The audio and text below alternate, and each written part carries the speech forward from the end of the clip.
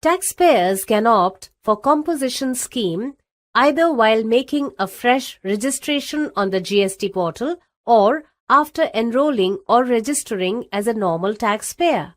This video will walk you through the steps to opt for the composition scheme after enrolling or registering to GST as a normal taxpayer.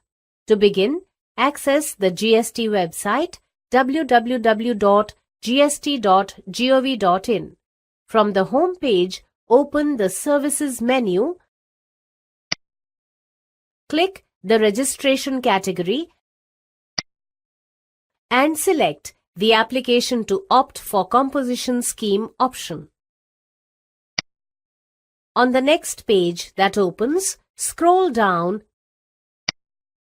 and read the Composition Declaration Statement as well as the Verification Statement carefully. Once done, go ahead and check the boxes given against these statements. Next, select the name of authorized signatory and enter the place of business. The designation of authorized signatory and the date field will get auto-populated.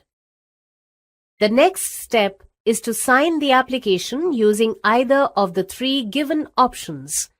If the application is being submitted by a company or a limited liability partnership LLP firm, then you must use the DSC option. Otherwise, if you are an individual taxpayer or a proprietor, you may sign either by using a DSC or e-sign or EVC mode. Assuming that you want to sign using a DSC, click the Submit with DSC button. Accept the warning message. Select a DSC and click the Sign button. The system will display a success message as shown to confirm the submission. It's that simple.